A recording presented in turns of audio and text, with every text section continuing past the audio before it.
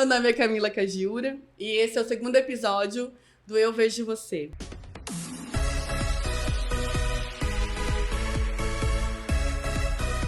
Hoje eu estou aqui com o Carlos Eduardo, mais conhecido como Cadu, para conversar um pouquinho, um bate-papo sobre um filme que a gente assistiu. Mas antes, gostaria que você se apresentasse, falasse um pouquinho de como você chegou até aqui. Gente, eu nunca faço isso aqui, então boa noite. Boa noite não, me falaram para não falar boa noite. Não é para cortar isso aqui. Tem que fluir, tem que ser natural. Tá. Como é que eu cheguei até aqui? Você diz como psicólogo? Como ou como na infância, gente? na infância, aí veio embora pra Cuiabá, não era daqui, era daqui. Mas vou começar a chorar. Não, rapidão. Vai dar gatilho. Porque Não, é curto. Primeiro que eu fui adotado. Já começou fodido. Aos 13 anos me tiraram de Minas Gerais forçado. Né? Vamos pular essa parte. E aí ainda no filme tem paternar, né, tal, negócio. Ela me passou um filme pra assistir, gente, você não tá entendendo. Deu 300 gatilhos. E o filme eu acho que era pra ser bonitinho, uma pegada de comédia, né? E Tô aí... com calor. Entendeu? Tá, mas aí é pra falar o quê? Eu amei minha infância, a minha família que me acolheu, que me adotou, não tenho o que falar. São maravilhosos. Vixe, eu esqueço que eu sou adotado. São essas vezes que essas pessoas perguntam esse tipo de coisa que constrange a gente. Que deixa, né? Como é que você... Mas brincadeira, gente. Eu acho que vocês conseguem identificar ironia. Tem uma classificação, tem uma classe de pessoas que não conseguem devido ao espectro do transtorno, né? Que não identifica ironia, mas eu tô explicando que é uma ironia. Então agora você já tá dizendo. Você já sabe. Aí eu vim pra cá, fiz faculdade... É pra falar rápido, né? Fiz faculdade de informática, que eu não posso ser ingrato, né? Porque foi praticamente tudo que eu conquistei até meus 35. Eu fiz essa faculdade de informática, eu sou muito grato, cheguei a nível de gestão de projetos, gerente de projeto de uma empresa de TI, com pós-graduação e tal. Aí eu falei, não quero mais, enjoei. Aí aos 28, 29 eu quis fazer psicologia. E aí, cara, nossa, é legal demais. Apaixonei pela área, sabe o que é você fazer um curso assim, primeiro semestre, segundo semestre, vinha uma matéria assim, cara, caramba, o cara falou isso aqui, ó, é isso aqui que é a verdade, vamos falar assim, na percepção do aluno. Aluno é ausente de luz, né? Burro. Por isso que é aluno. Nossa, isso dá uma bosta.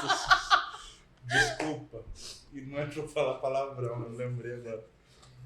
Mas tá, aí né, quando eu vi, Freud falou tal coisa, nossa, que fantástico, e de repente vem um e contrapõe ele, nossa, muito legal. Aí você vai ver uma área que eu atuo, estudar Vallon, Vygotsky, Piaget, Freud, Jung, Kierkegaard, Heidegger, nem sei se eu tô pronunciando direito o nome dessa galera.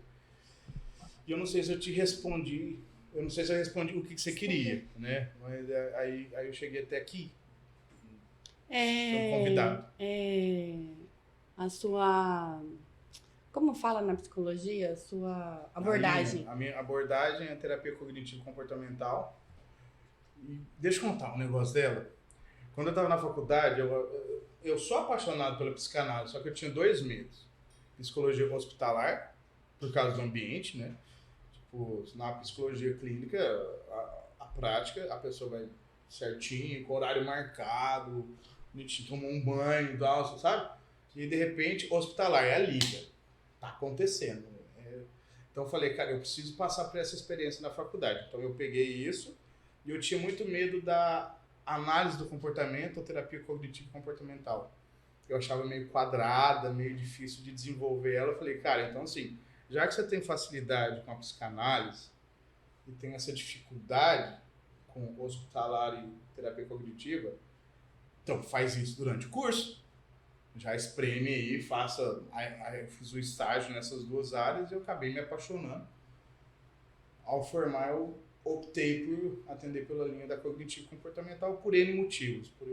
Primeiro que eu não consigo ficar calado, né? E aí na psicanálise a gente tem a técnica de livre associação de ideias e não tem, ao meu ver, tantas intervenções como a terapia cognitiva pode ter em termos de instrumentalização, técnica, por isso é uma predileção, né? Eu escolhi por causa disso.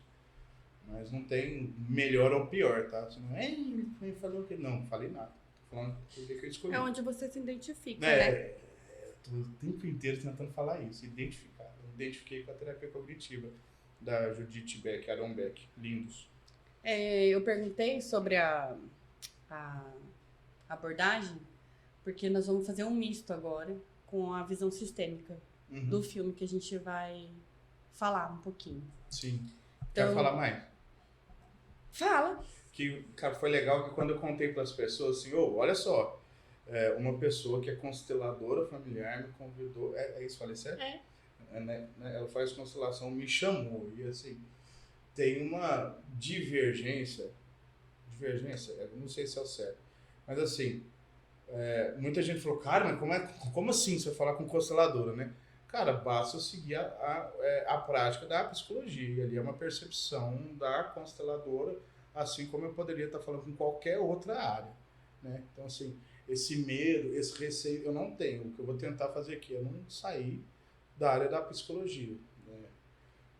Sim, nós vamos colocar as duas visões. Exato. E não, para mim, não existe certo ou errado. Existe uma visão. A sua abordagem exige uma visão e a minha, onde eu estudei, exige outra visão. Então é onde eu percebo. E assim, achei até legal te convidar por isso, para que coloquem duas ideias. Ou às vezes as duas ideias casem. Então eu fiquei pensando sobre isso. Não pensei em nada sobre conflitos ou algo assim. Pensei mesmo sobre a gente agregar.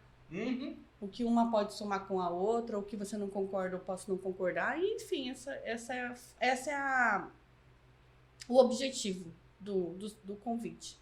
E aí o filme que a gente assistiu chama Duas Vidas. Eu não sei de que ano que é, mas faz muito tempo esse filme. Bruce Willis era novinho. Tá bonito. Nossa. E hoje ele tá doente, né? Então, você vai começar contando o início do filme como se você estivesse contando um caso. E aí, conforme você for contando, nós vamos entrando nas abordagens. Por exemplo, no início ele era um homem muito soberbo, ele não aceitava a opinião das pessoas. E aí, vai na sua visão. Eu vou falar como, sei lá, eu era uma pessoa vendo o filme, não tô falando aqui à luz de psicologia ainda, entendeu? Mas era um cara extremamente bem sucedido em uma área da vida, na área profissional, bem sucedido aqui, vamos fazer um aspas, financeiramente, né? Porque inclusive a forma que ele tratava as pessoas ali, de uma forma meio arrogante, petulante, né? Tipo, eu sei, você é... Entendeu? E o filme traz esse incômodo, às vezes, cara, por que esse cara tratou a pessoa desse jeito, entendeu? E ele o tempo inteiro achando que essa é a forma que tem que agir.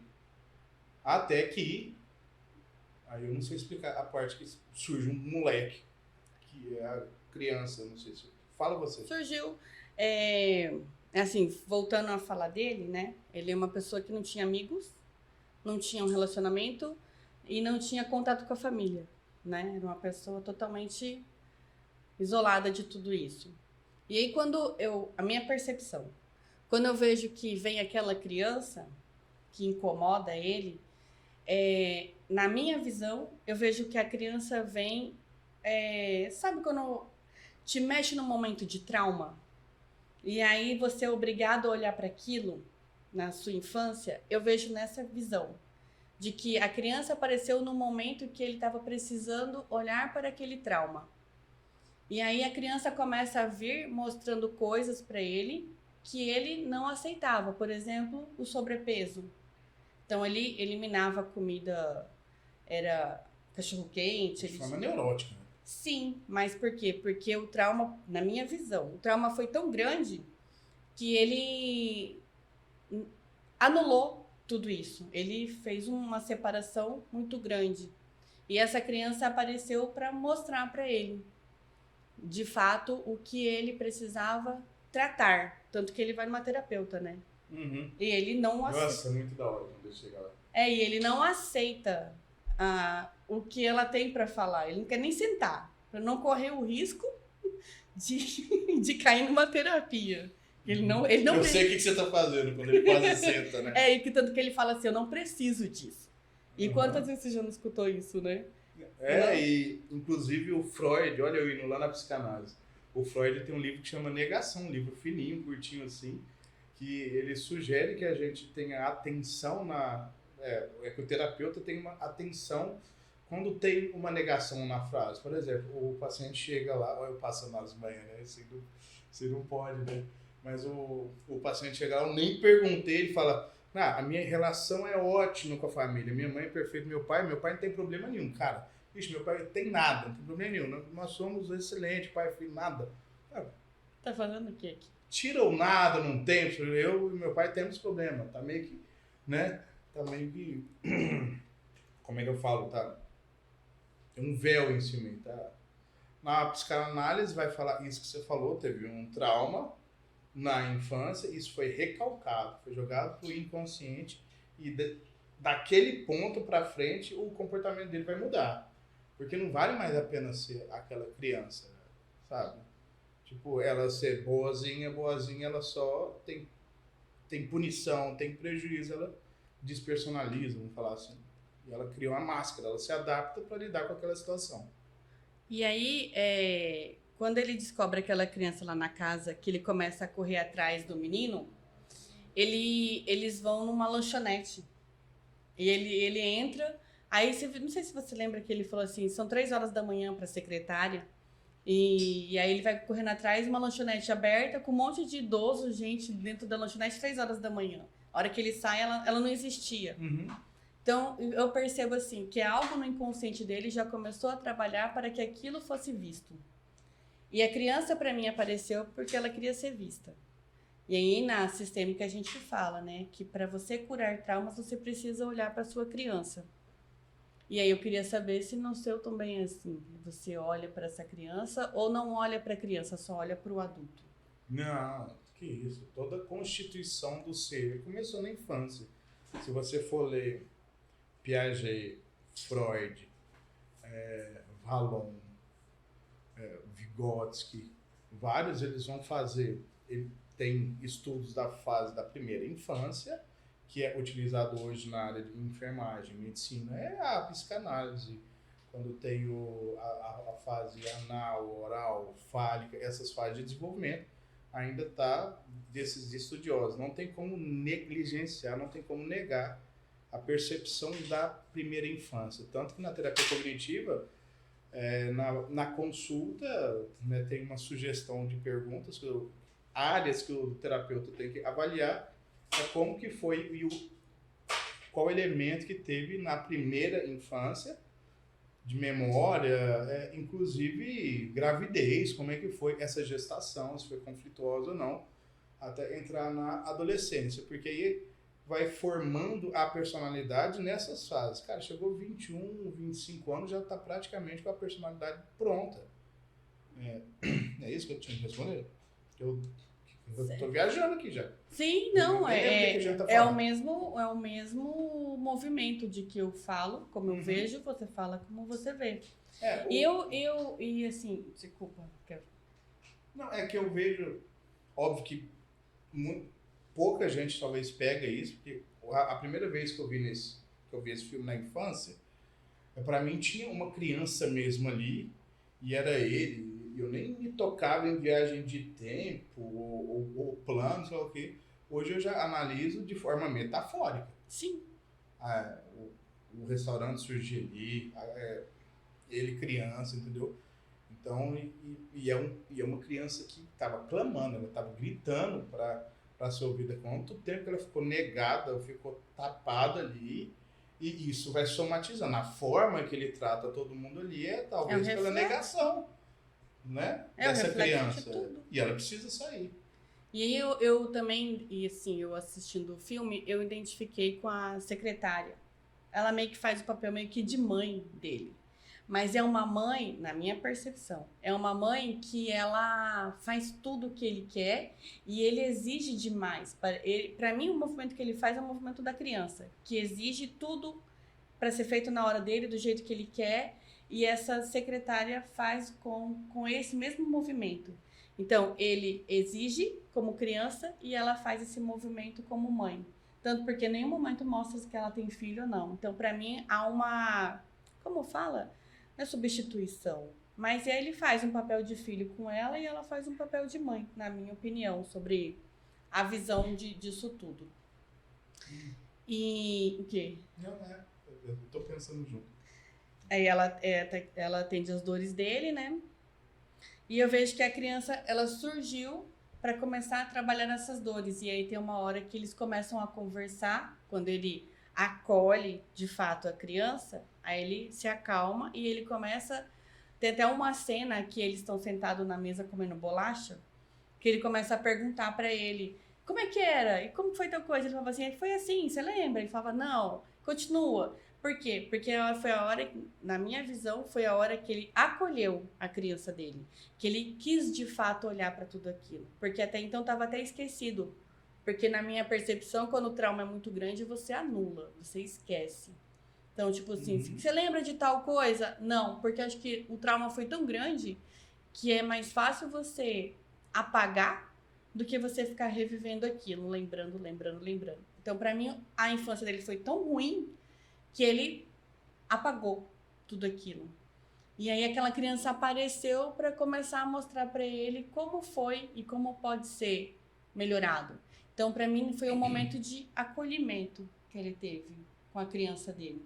E aí eles começam a conversar tanto, que eles estão dentro de um carro, num túnel, e o carro, ele vai para a época dele lá, o carro meio que muda, faz uma passagem do tempo. Não sei se você lembra dessa imagem, como fala desse trecho. Então, daí a hora que eu vejo que, de fato, ele acolheu tudo aquilo, toda aquela dor, e aí ele quis resolver. Como se fosse uma terapia, que você vai no seu psicólogo e você começa a mexer naquelas dores e, tipo, agora eu consigo mexer. Pra mim, a visão foi isso. Tipo, ele entrou naquele túnel do tempo e agora eu dou conta de resolver isso aqui. E aí você vê como, assim, no começo do filme, ele trata muito mal o pai dele, né? E aí eu vejo que... O porquê daquilo? Porque o pai dele era agressivo, porque o pai dele gritava, porque o pai dele não era uma referência do que ele queria, do amor que ele queria. E é um amor que ele não dá conta de dar, por isso, na minha visão, tá? Por isso ele não dá conta de ter família, não dá conta de ter filhos, para que ele não reviva tudo aquilo. É pra falar, né? Essa rigidez dele, né? Né, que você disse que na sua percepção, na sua análise, a secretária dele, né, faz o papel de mãe.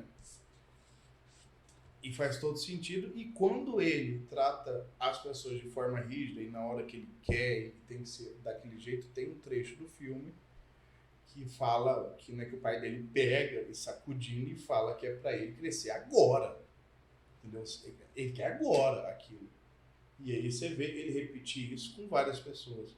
E a sensibilidade dele é cortada pelo pai, só que quando ele repensa, a secretária dele lá no começo do filme fala, tipo, cara, é o seu pai, né? E, né, parece que deu um toque nele, tipo, é o seu pai, olha tudo que ele conquistou, olha onde eu tô. E a criança lá já não suporta mais.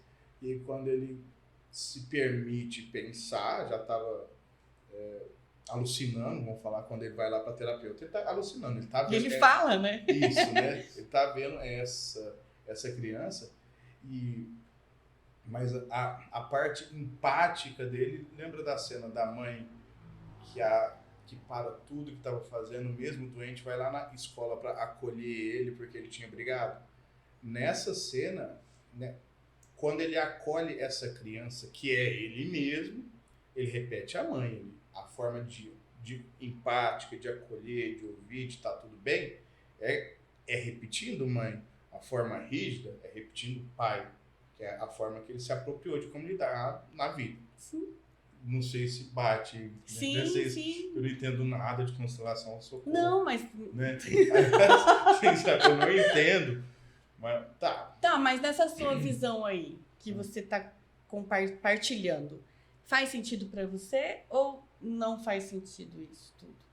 Faz sentido pra mim o quê? Faz sentido assim, igual, tudo que você falou faz sentido na sistêmica, na visão sistêmica. Não, mas eu tentei falar dentro da psicologia. Então, Tudo é dentro sobre isso. Da psicologia. Porque na formação da personalidade, por exemplo, você pode observar que sempre vai ter pai e mãe.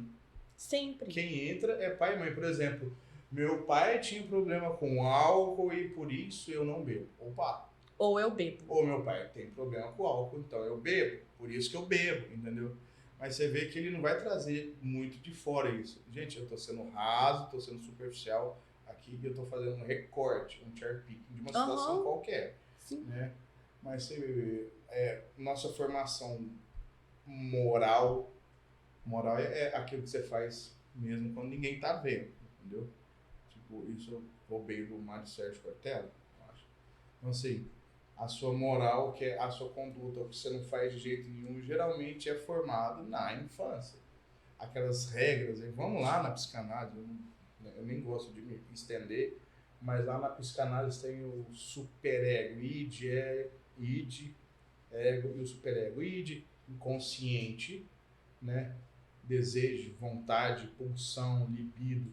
Ego, o seu eu, mediano o superego, que é a regra. Não, por exemplo, eu quero comer esse sorvete, esse baguncinha, agora, tô morrendo de fome. Aí, só que o superego fala, não, velho, você tá louco, você tá com 127 quilos, você já tá gordo, vai comer baguncinha, você tem que comer melão, entendeu? Fruta.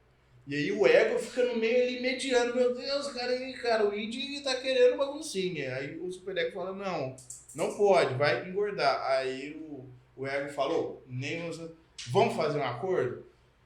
Vai fazer baguncinha, mas amanhã de manhã você vai correr 5 km. Isso de estrutura psicológica, à luz da psicanálise, começa a ser formada entre 3 e 5 anos.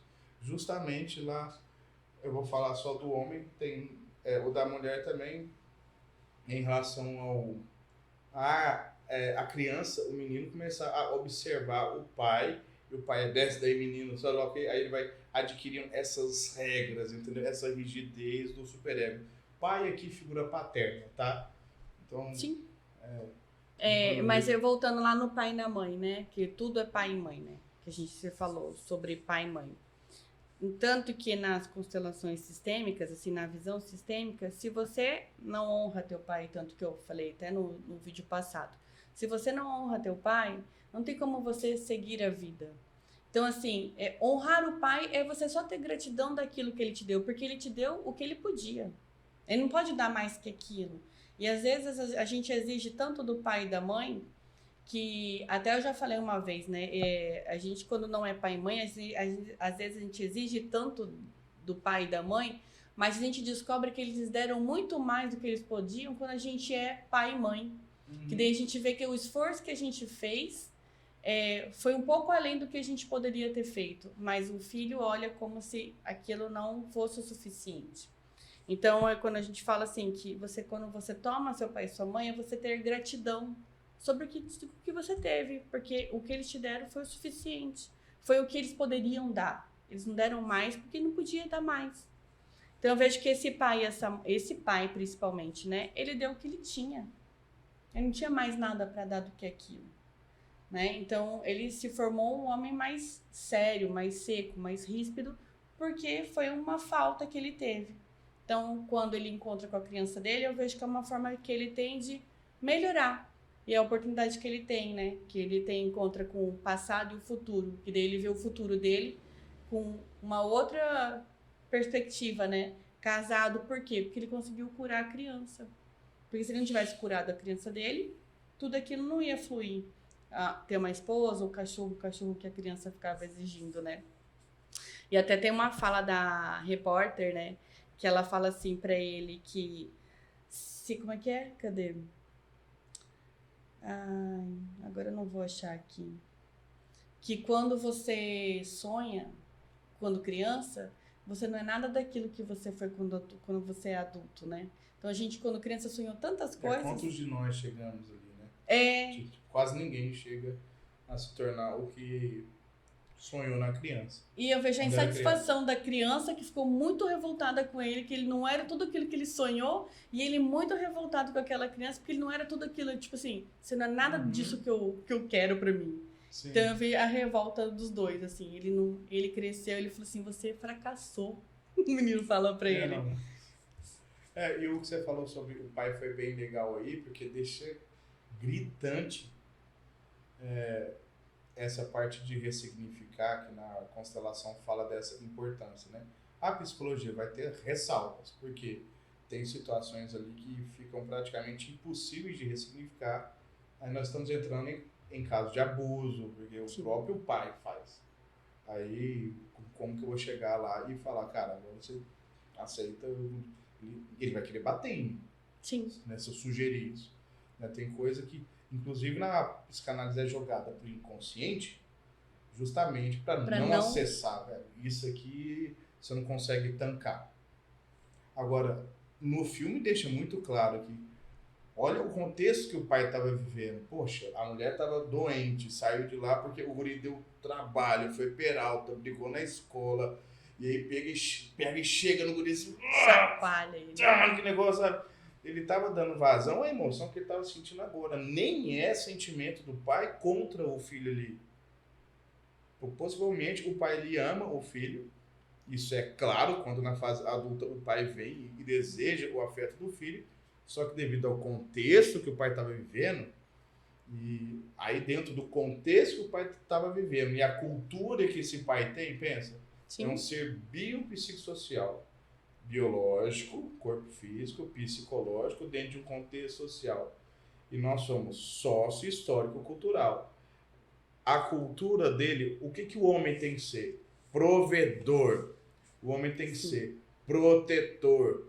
O menino não pode chorar. Você tá louco? O menino chorar, o homem chorar? Entendeu? Isso é algo cultural. E aí ele passando por aquela situação, vendo que a esposa estava vulnerável, tem que proteger, tem que sei lá o quê.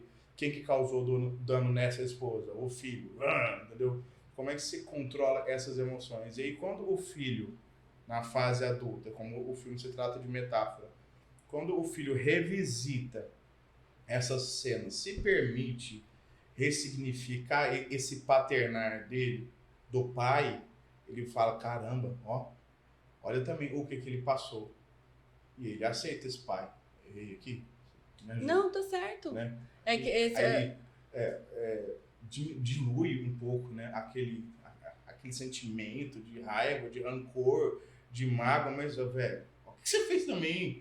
Entendeu? Você deu trabalho ali. Pô, mas era uma criança, não é pra carregar culpa, não é isso que a gente tá falando. A gente tá tentando ver o pai também. Acho que tem uma frase que ele fala, a culpa é sua, né? O pai fala. Sim. E a criança, ela... O adoecimento da mãe, né? E a criança, ela por si só sente a culpa. Ela, se os pais separam, ela sente culpa. Se acontece qualquer coisa com o pai e com a mãe, ela se culpa porque a criança acha que ela é culpada. E o pai vem com essa frase, a culpa é sua. Então imagina quanto também de culpa que essa pessoa não carregou. Você fez uma fala sobre o pai, né? Que, tipo, que na psicologia não tem que, né? Tipo assim, aceitar. Não é bem que não tem que aceitar. Mas no dia que a psicologia falar assim, você tá errando, vaza fora. Mas assim, sobre a visão disso, não é aceitar, mas é ter gratidão pelo menos a vida que esse homem te deu. Não precisa conviver, não precisa perdoar, né? Perdoar é necessário para a própria pessoa, mas... Como que é a percepção de uma vida... Tô te entrevistando. Tá. Como que é a percepção pela sistêmica de uma pessoa que ela não aceita? Ela não ressignificou isso, ela não elaborou. Um pai não, ou mãe, não sei. Entendeu? Ela vai sustentar aquilo, entendeu? Aí limita algo. Limita, às vezes, você ter um relacionamento bom.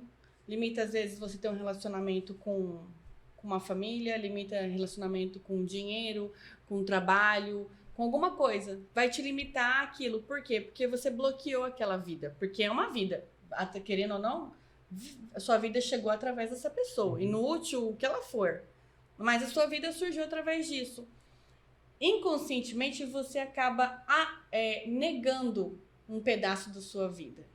E acontece que você acaba não tendo toda a prosperidade e abundância que você deseja. Tipo, você pode ter no trabalho igual ele tinha. Ele tinha uma prosperidade no trabalho. Mas fora isso, ele não tinha mais nada. Porque tinha algo que estava bloqueando ele. E pode ser essa gratidão com o pai, que ficou nítido. Que ele não tinha uma gratidão com a vida que o pai deu. Quando você passa a ter a consciência de que você só precisa ser grato à vida, não o que você foi, o que você fez, deixou de fazer, mas a vida, que é a vida que chegou até você, você livra disso e sua vida flui. Então, assim, é sobre essa visão que a gente tem na sistêmica. Não que você é obrigado a perdoar e conviver com seu pai e com a sua mãe. Não, é legal, eu não sabia disso aí. Você não precisa conviver. Você só diga sim àquela vida que chegou até você. E aí a vida chegou até você e aí tudo vai fluir, todos os campos da sua vida. Seja relacionamento, trabalho, financeiro. Porque trabalho é uma coisa, dinheiro é outra. Trabalho, se você trabalha, a consequência vem o dinheiro. Mas às vezes você trabalha e não sabe administrar seu dinheiro. E aí você trabalha tanto, e aí trabalha de graça. Tá dando gatilho. E aí o que acontece? É falta de resolver alguma coisa, entende? E sempre é pai e mãe. Eu faço bastante estudos paralelos à psicologia, filosofia, estoicismo, hedonismo, aí, metafísica, por exemplo, nas questões espirituais. Vamos lá, espiritismo, catolicismo, evangelho, hinduísmo. Um equilíbrio disso, aí é eu, o Cadu, falando, minha percepção, o psicólogo falou tal coisa. Não, mas aqui você tá como o Cadu. A minha percepção é que o ponto-chave é equilíbrio, cara. Mas aí não tem como eu falar também que esse cara no filme, tipo, demorou muito, demorou demais, demorou. Mas olha o trauma que ele passou. Ele era maltratado na infância pelo pai, na percepção dele, pai muito rígido, pai. Aí chega a mãe, morreu muito cedo, adoecida, sofria bullying na escola, violência, tomava porrada. Então ele aquela criança vulnerável, pueril, ela se adaptou. Sim. Não, então eu tenho que ser isso. O gordinho aqui, ó, ele é zoado, então não posso ser gordo. Então eu tenho que... isso deixa muito claro lá no filme. Eu tenho que tirar notas, eu vou ser o melhor, já que eu não sei lá o quê, então eu vou ser isso aqui. Ele foi. Então, graças esse contexto também, que ele se torna uma potência no trabalho. Foi canalizado para lá. Só que aí chegou no momento que percebe-se, cara, tá bom aqui já, e tá faltando em outras áreas. Equilíbrio. Tanto que se você for pegar uma roda da vida que os coaches usam, que é da psicologia lá, de repente você está focado no trabalho, você está arrebentando e você está ganhando muito dinheiro, mas você não está cuidando da saúde, que é uma área que você negligenciou, está fumando, está bebendo, está sei lá o que, de repente tem infarto, tem um AVC e tudo que você construiu vai ruir. No caso do filme, ele não desenvolveu vícios, mas ele não tinha desenvolvido, por exemplo, afeto, amigos, família. Aí ele sentiu a falta. A conta vai vir. A conta não fecha. Eu só vou investir aqui. Eu vou pegar um carro, eu só vou dirigir 7.000 RPM. Eles, uma hora você vai ter que parar, tem que pôr combustível. O pneu furou, preciso trocar óleo, manutenção, tô viajando já. Fala, cala a boca. Você falou sobre o tempo que foi tarde demais. Falou que foi tarde demais. Eu não vejo como tarde demais. Eu vejo que é o tempo que ele deu conta de olhar pra isso. Eu errei como tarde demais. Tipo assim, não dava mais pra manter aquilo. Sim. Chegou no limite da paranoia ali. Ele tava alucinando. Que é a hora que você dá conta de olhar. Porque, tipo assim, não tem coisas que hoje você, na sua autoanálise, hoje você dá conta de olhar que o Cadu, há 10 anos atrás, não daria conta de olhar para aquilo com amorosidade como você olha hoje. Poxa, eu fiz isso, já não me julgo tanto, ou eu poderia ser assim, assado, sem tanto julgamento, porque a maturidade te deu a chance de olhar com amor. Então eu vejo que ele conseguiu chegar nos 40 anos, que igual ele estava fazendo aniversário de 40 anos, ele conseguiu ver, porque foi a hora que ele deu conta de olhar para aquilo. Antes disso ele não dava conta de olhar. E aí eu queria ver, assim, como você consegue finalizar tudo isso, esse final. Difícil gravar isso aqui. Não, porque né, já tá falando de pai e de mãe. Posso contar uma historinha? Pode. Teve um dia que eu tava numa pregação do Dunga, eu não sei se você conhece o Dunga da Canção Nova, Sim. eu lá no 18 anos lá no Sal, vou chorar. Tá, pode chorar. 18 anos lá no Sal, vou chorar, né? Olha eu negando, a minha criança que quer chorar. Ó, a parada do filme aí, ó, eu tô vendo o que você tá fazendo, tá constelando eu aqui, gente. Não tô ainda não. Tá sim, eu repito. Aí lá o padre, o Dunga falou que ele nunca tinha beijado o pai dele, sei lá o que, tal. E eu, como eu fui adotado, hoje eu tenho 40 anos, meu pai tem 90. Ele tá com 50 anos de diferença aí. Corta-se ou errei o cálculo. Aí... Não, tá tudo certo. Aí, cara, ele falou, pô, você nunca beijou o pai, aí você tá envolto na fé ali, né? Então você faz acordos com o divino.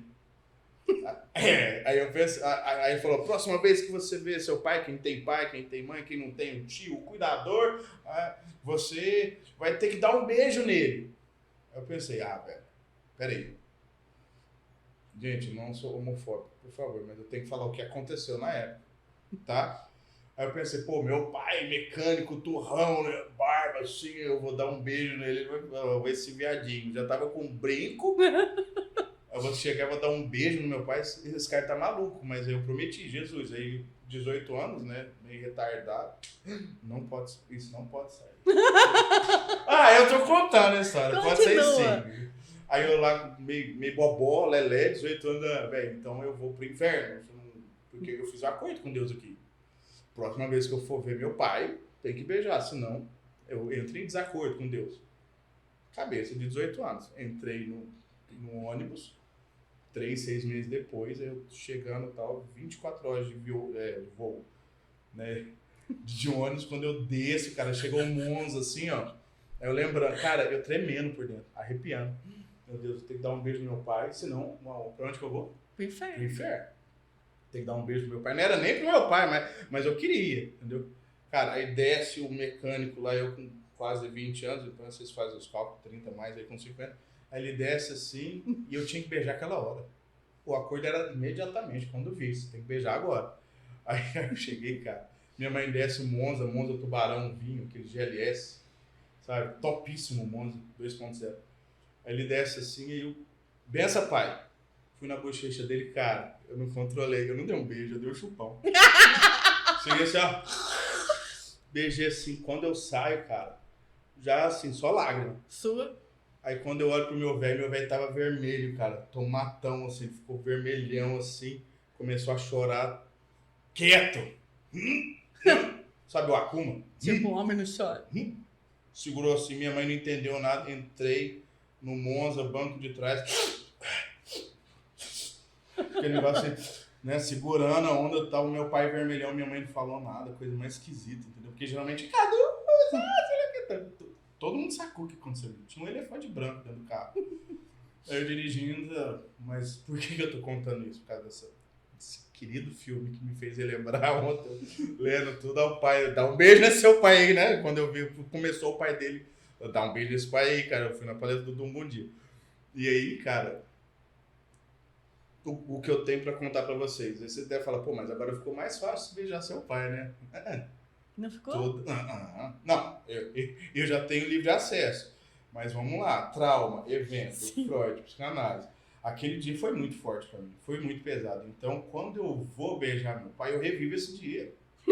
Sabe? Aí eu vou chegar perto, sabe? Eu até preparo, né? Aí eu vou dar um beijo na testa dele, assim, velhinho. Pega assim a cabeça. O mesmo pai que me batia, me dava porrada, sei lá o quê, entendeu? E ele hoje vulnerável, né? Então...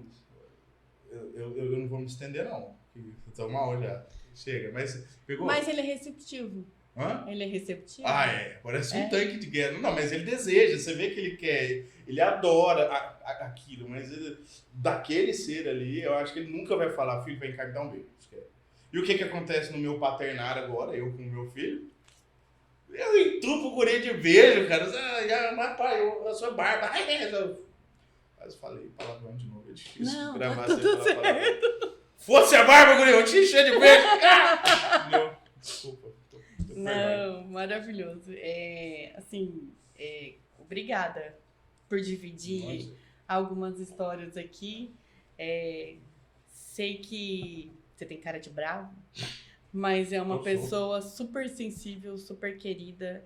E eu, quando você escolheu esse filme, falei, cara, top, top. Tanto que na hora que você falou, você vai escolher esse, eu mandei assim, top. Você viu? Não, a próxima vez você tem que falar, você vai ver esse, me ajuda, me constrói. Não, eu queria que você escolhesse. Eu achei que você escolheu muito bem. Assim, gostei. Me tocou também o filme. Só que o meu é o contrário, né? É com a mãe. Não é com o pai, né? Não sei de nada. Não sabe mesmo. Mas obrigada pelo seu sim, por sua boa vontade de estar aqui, né? E ter um pouquinho do seu tempo aqui comigo. Obrigada. Valeu, obrigado pelo convite, hein? E foi muito bom. Valeu. Pô, obrigado quem chegou até aqui, quem ouviu, tá? Desculpa aí qualquer vergonha que eu tenha passado. E se eu errei, não me importa. Só não assisti. Deixa de seguir, se inscreve. Falei, cara. Não tem que gostar, não. Vai ficar o Instagram do Cadu aqui, quem quiser seguir. O meu também vai ficar aqui. Segue no Instagram, curte, compartilha. E quem sentir tocado por esse filme, corre lá no Insta, no direct, que a gente pode fazer falas e conversar um pouquinho sobre, que daí a gente faz falas para essa criança que também tá machucada, que tá precisando ser vista. Tá bom? Um beijo para vocês e muito obrigada.